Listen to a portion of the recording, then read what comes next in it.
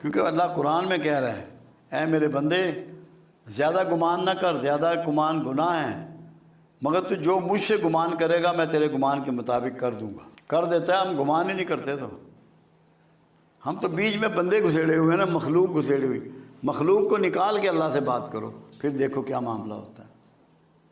ہم تو مخلوق گھسیڑ لیتے ہیں نا، وہ اس سے چڑھتا ہے، صرف ادھر نہ گال کرو کلیاں۔ یہ جو ہمارا عام جو مولوی ہیں، ہمارے عام جو علماء کرام ہیں، یہ ہمیں اللہ پاک سے ڈراتے ہیں۔ اللہ پاک تو بڑا رحیم ہے، ہم نہیں مگر اللہ ڈراتا بھی تو ہے نا۔ جب بھی پیغمبر کی بھی بات کی، اللہ نے کہا کہ خوشخبری سنانے والے اور ڈر سنانے والے، اور ہمیں تو یہ بھی کہا تم میں سے ایک گروہ ایسا ہونا چاہیے جو دین کا علم سیکھے اور اپنی بستیوں میں جا کے میرا ڈر سنائے۔ تو وہ کوئی غلط نہیں کر رہے، وہ بالکل صحیح کر رہے ہیں جو ڈر سنا رہے ہیں، مگر ہم وہ رویے کا فرق ہے۔ رویے سے ڈر بتائیں نا، پھر موج ہے۔ یہ جو کالا علم اور جادو ہے، یہ تو ساری عمر سے ہوتا چلا آ رہا ہے، آپ پہ بھی ٹرائی کی گئی، ہوا نہیں، ٹرائی کی۔ جادو تو بنو اسرائیل کا کھیل تھا، کیونکہ موسیٰ علیہ السلام کو اسی لیے جادو کا توڑ کے معجزہ عطا کیا گیا۔ بنو اسرائیل میں تو آج بھی بہت جادو ہے، اور پتہ نہیں آپ کے حکمرانوں پہ نہ کیا ہوا ہو، آپ کے بڑے لوگوں پہ نہ کیا ہوا ہو۔ یہودی تو بہت جادو کا ماسٹر ہے، چلتا ہے یہ تو ہم ہر زمانے میں رہا ہے، اب بھی ہیں۔ یہاں پہ عیسائی بھی کرتے ہیں، کچھ اپنے آپ کو سو کال مسلمان کہتے ہیں، مگر ان کاموں میں پڑے ہوئے، گناہ ہے سارا۔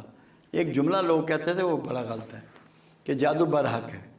وہ میں نے کہا بھائی جادو باطل ہے، برحق نہیں ہے۔ کیوں؟ اگر رسول اللہ پہ اٹیمپٹ ہوئی ہے تو وہ تاکہ امت کے لیے ایک مثال بنانی تھی، ایک راستہ بتانا تھا کہ یہ اس کا توڑ ہے، یہ اس میں ہو سکتا ہے۔ یہ رسول تو حق ہے، حق پہ تو باطل غالب ہی نہیں آ سکتا۔ کملی والے پہ کیسے کر سکتا ہے کوئی؟ کسی کا باپ بھی نہیں کر سکتا۔ رزق میں، کاروبار میں، عمر میں برکت کا بھی کوئی وظیفہ ہے؟ یہ اس کا جو راستہ ہے وہ تو صدقہ ہے، کہ جو صدقہ دے گا اور اللہ سے کثرت سے توبہ کرے گا، اس میں اس سب میں اضافہ ہو جائے گا۔ اس کے لیے جو طریقہ کملی والے نے بتایا وہ ہے صلہ رحمی کا، کہ جو تمہارے بہن بھائی ہیں ان کے ساتھ اچھا سلوک کرو، انہیں کھانے کھلاؤ، انہیں گفٹ دو، تو تمہارے رزق میں اضافہ ہو جائے گا، عزت میں اضافہ ہو جائے گا۔ صوفی ازم سے دھمال کا اور رقص کا کیا تعلق ہے جی؟ میں نے 1456 سالوں میں واحد آدمی ہوں جس نے دھمال کو ایکسپلین کیا ہے، اور اس طرح کیا ہے کہ اس سے پہلے کسی نے نہیں کیا۔ کیونکہ وجہ یہ ہے، اسلام میں سجدے کا سسٹم موجود ہے۔ سجدہ کبر کو توڑنے کا انسٹرومنٹ ہے، راستہ ہے، کہ آپ وہ جگہ زمین پہ رگڑ رہے ہیں، جھکا رہے ہیں جس میں آپ کی تذلیل ہو رہی، جس میں آپ کی تذلیل ہوتی ہے نا، اپنی تذلیل کرنی ہے نا مالک کے حضور۔ مگر جس نے سب سے زیادہ سجدے کیے اسی نے سب سے زیادہ کبر کیا، وہ عزازیل ہے جی۔ اس کا مطلب یہ ہے کہ سجدہ اس کے کبر کو نہ توڑ سکا۔ صوفیوں نے جب اس پہ غور کیا تو انہوں نے دھمال کا روٹ نکالا، کہ ایسے نچاؤ اس کو جیسے بندر کو نچاتے ہیں، تاکہ اس کی تذلیل میکسیمم ہو جائے معاشرے میں، کہ اس کا کبر ٹوٹ جائے۔ کبر ٹوٹ گیا تو شرک سے ختم ہو جاتا ہے۔ کبر تو شرک پیدا کر، توحید خالص تبھی ہوگی جب میں مر جائے گی۔ تو میں مارنے کے لیے اس کو دھمال میں ڈالا گیا، اور دھمال کا میں نے سمجھایا کہ دھمال ایڑیوں پہ ہوتا ہے، پنجوں پہ نہیں، پنجوں پہ بھانگڑا ہوتا ہے، بھانگڑا خوشی کا ڈانس۔ دھمال ایڑیوں پہ ہوتا ہے، یہ ایسے گھومتے ہیں آپ، ہاتھ یہ ہوتا ہے اور ایک یہ ہوتا ہے۔ اے اللہ ادھر سے دے تاکہ میں تیری مخلوق میں بانٹ سکوں۔ عنایات مانگی جا رہی ہیں۔ دھمال کی برکت یہ ہے، میں نے پنجابی میں تھا یہ میرا لیکچر، کہ اڈی ماریاں زمزم لبدا ہے۔ اسماعیل کی جب ایڑی لگی تو زمزم نکلا۔ تو یہ جمال جو ہے ایڑی مارنا ہے تاکہ تمہیں آج کا زمزم نصیب ہو، فلاح نصیب ہو، صحت نصیب ہو، عزت نصیب ہو۔ تو یہ پڑھیے گا اس کو آپ۔ اشفاق احمد صاحب بھی آپ کی مجلسوں میں اکثر آیا کر، کیا گفتگو ہوتی تھی؟ کیا وہ آپ سے سیکھتے تھے، آپ ان سے سیکھتے؟ میں نے تو ان سے نہیں کچھ بھی سیکھا، کیونکہ میرے پاس تو وہ بطور طالب علم ہی آتے تھے، مگر نفیس آدمی تھے، محبت والے آدمی تھے۔ میرے جب لاہور میں لیکچر ہوتے تھے نا تو یہ ہر لیکچر میں بیٹھے ہوتے، ان کے اتنے دن پاؤں سوج جاتے، میں گھر نہیں جاتے تھے۔ وہ ظفر صاحب پوچھتے بابا جی گھر چلے جاؤ، انہوں نے کہا یار گل یہ ہے میں تو کتاباں ہی پڑھی ہیں نا، اتنے تو جو گل ہے ڈائریکٹ آ رہی ہے، یہ کتاباں نہیں کدھر پڑھی تو میں نہیں جا سکتا۔ وہ ان کا میرے پاس آنا ایسے ہوا اصل میں، جہاں جیلم میں ان کے بھانجے تھے، ان کی پرائم گلاس فیکٹری تھی، تو ان کو انہوں نے فون کیا کہ یار جیلم میں سنا کو بابا عرفان ہے، انہوں نے کہا جی ہاں ہمارے مینیجر رہے ہیں بینک کے، تو بڑے دوست ہیں۔